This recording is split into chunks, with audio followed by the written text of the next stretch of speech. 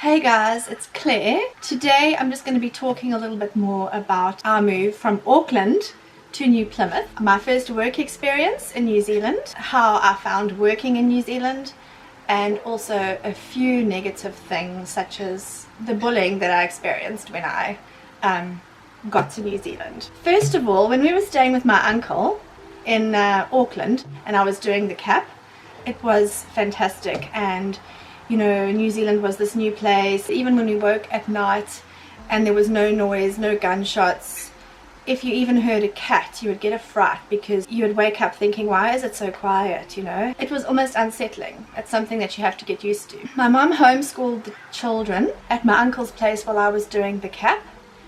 And once the CAP was finished, I was then ready to go and get a job. But I didn't really want to stay in Auckland because I heard that the rentals were very expensive in Auckland. So I thought, nah, on my budget, I don't think that it would be advisable to stay here. So luckily I had an aunt who lives in New Plymouth, and we decided we were going to venture down there. My mum was still with me. So we packed our car, all our worldly possessions, which was the suitcase of clothing and the 2 bicycles I had bought the girls, into this Aunt Minus Primera station wagon, and off we went. But before that I had bought a bicycle rack for $70, and I thought to myself, my word, what an expensive bicycle rack, second hand. And not only that, it didn't have the padding in it, so when you put the bicycles on, they rattled. So I had this ingenious idea of using a sanitary pad. So I put the sanitary pad on the inside of the bicycle rack and it held them snugly in there. We filled up with petrol, and at the petrol station there was a truck driver, and I asked him, sorry, do you know the way to New Plymouth? And he sort of like gave us directions to this road, and when we got to the road it said, welcome to the Forgotten Highway.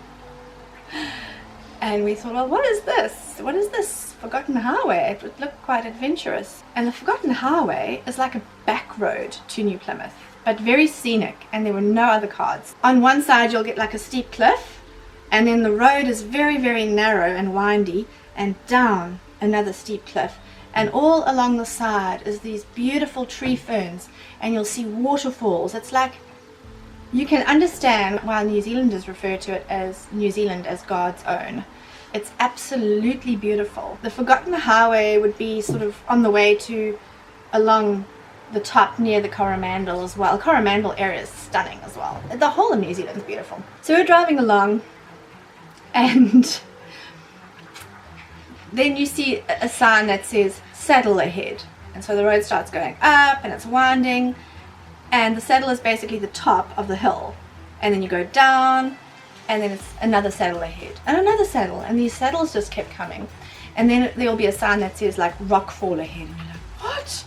Rockfall ahead, you know? But the road is narrow as it is. Literally the rockfall was a whole mound of rocks that had fallen down and blocking off the half the road. So you've got to veer right to the edge of the road, and there's a steep cliff on the right hand side there. And we literally felt like we were in an Indiana Jones movie.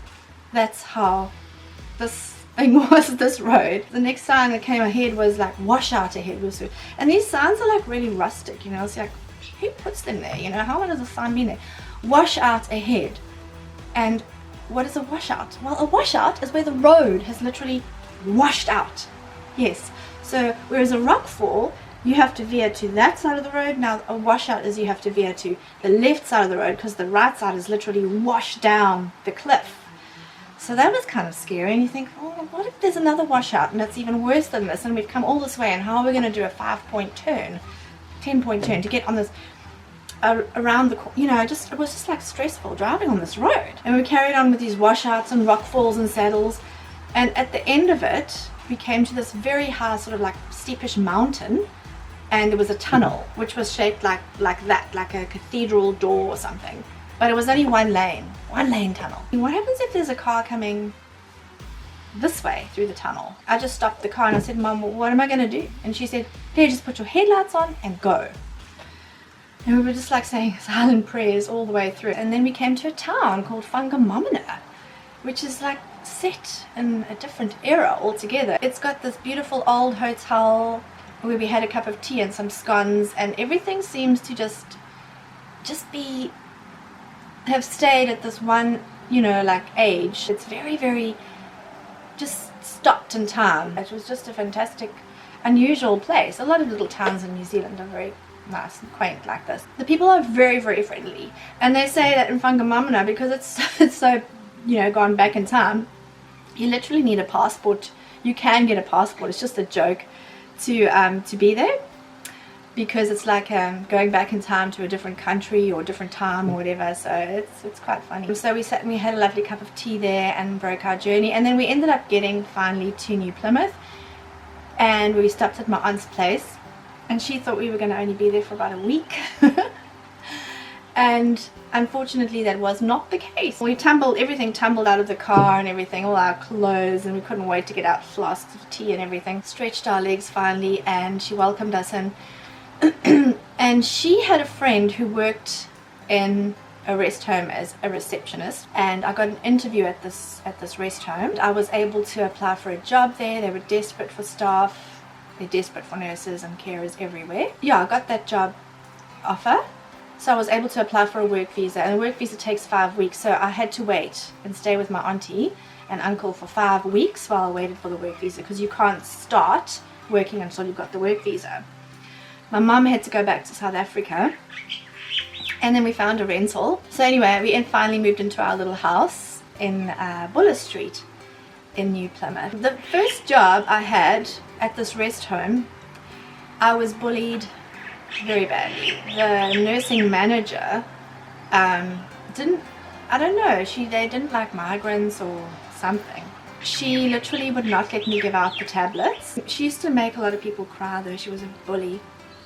And so just be aware that this sort of thing does happen. I was like extremely happy. I was trying to be positive all the time, and sometimes people don't like it when you're happy. They call this syndrome the tall poppy syndrome. I think a lot of South Africans and maybe other migrants as well, can relate to it. It's like a way of humbling you. It's not a very good thing. It's just a very bullying thing. But there's a lot of policies in place and procedures at the workplaces to protect you against bullying. So I ended up having to go to a union, and I was protected from the bullying situation for the rest of my time at that workplace until I got my residency, and then I could move. Because when your workplace sponsors you for a work visa, only once you get your residency can you then move to a different workplace, because that workplace has sponsored you for that work visa. So yeah, that was my experience. I hope you enjoyed hearing about that forgotten highway. It was a real adventure. When we moved into our house, it was quite an experience too, because it was actually quite scary being in that house. It was haunted. If anyone has any questions about that, I can also tell you about that experience. But yeah, cheers guys, thanks for listening, and please like and subscribe to my channel. Thank you. Bye.